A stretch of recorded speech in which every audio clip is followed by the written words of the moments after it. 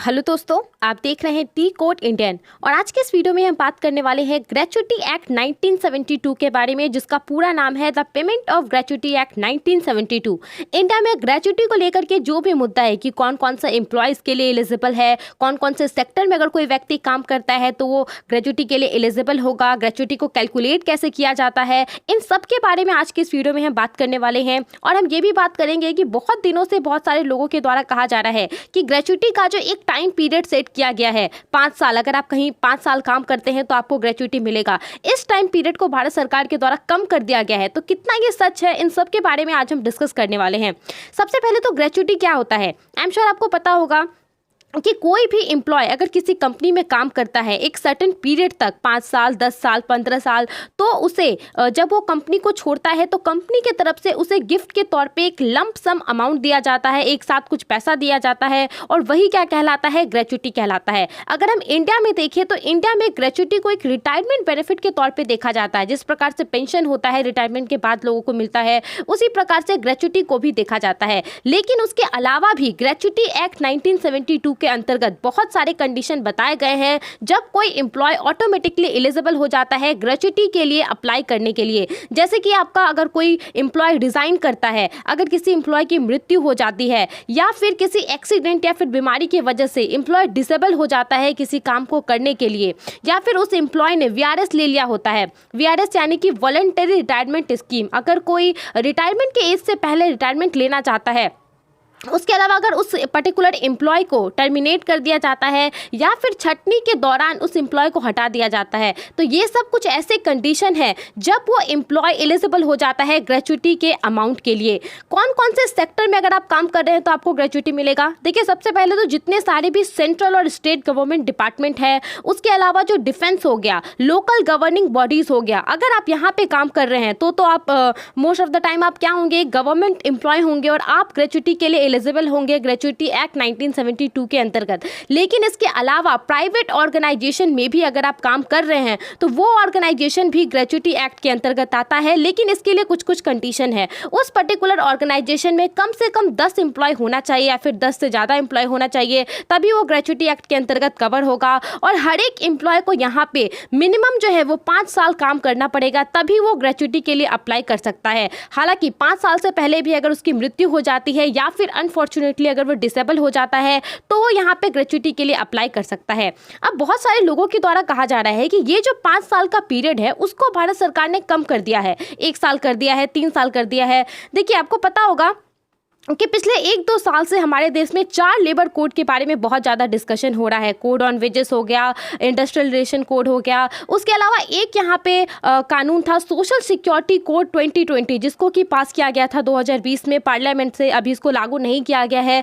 इस कोड में बेसिकली कहा गया था कुछ कैटेगरी ऑफ वर्कर्स के लिए कि उनके लिए सिर्फ ये जो 5 साल का पीरियड है उसको यहाँ पे मैंडेटरी से हटा दिया गया था। उसके लिए वो ज़रूरी नहीं था कि अगर वो 5 साल काम करेगा तभी उसको ग्रेच्युटी मिलेगा। जैसे कि जो फिक्स टर्म वर्कर हो गए, जैसे कि जो कॉन्ट्रैक्चुअल वर्कर होते हैं जो 1 साल के लिए, 2 साल के लिए काम करते हैं, वो उनके लिए ये 5 साल का पीरियड हटा दिया गया था। अगर वो अब 1 साल भी काम करेंगे तो वो ग्रेच्युटी के लिए एप्लीकेबल हो जाएंगे, ग्रेच्युटी के लिए वो अप्लाई कर सकते हैं।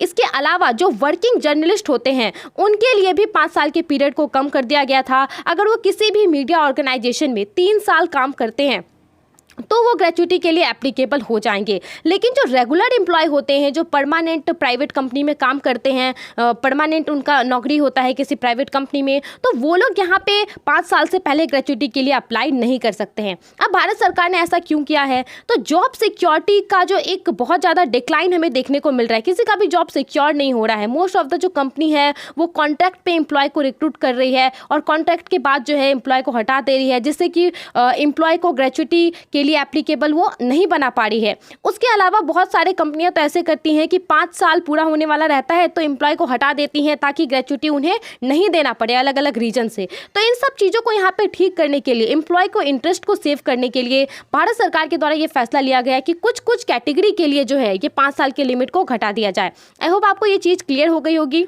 अब हम यहाँ पे बात करते हैं कि ये जो ग्रेच्युटी का अमाउंट है उसको कैसे कैलकुलेट किया जाता है, कैसे किसी को पता चलेगा कि वो कितने ग्रेच्युटी के लिए एप्लीकेबल है, कितने ग्रेच्युटी के लिए वो एलिजिबल है।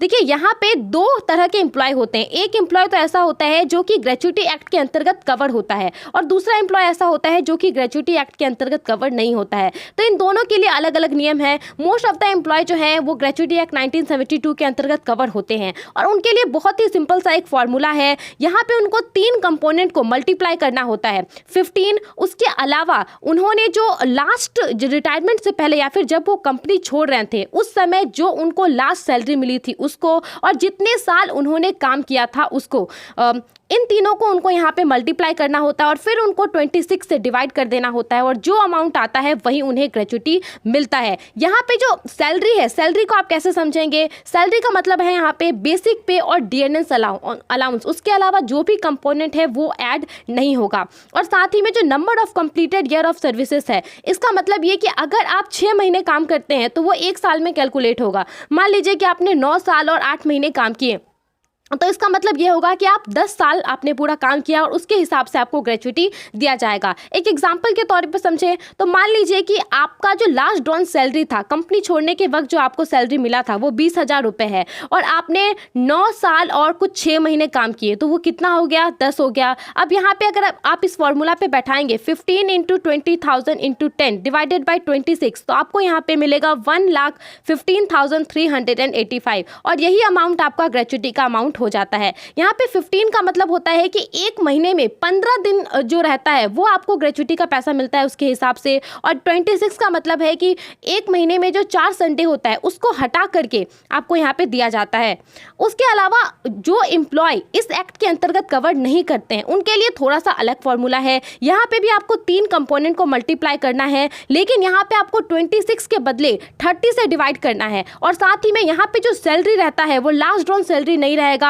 यहाँ पे आपका सैलरी रहेगा आपने 10 महीने में आपको जो सैलरी मिला है, मान लीजिए किसी महीने आपको 14,000 मिला है, किसी महीने 14,500 मिला है, किसी महीने 16,000 मिला है, तो इन सबका जो एक एवरेज रहेगा वो हो गया आपका और आपने कितने साल काम किए हैं। और यहाँ पे 1 साल का मतलब होता है पूरा 12 महीने। अगर आपने 12 महीने काम किए हैं तो ही आपका वो 1 साल कैलकुलेट होगा।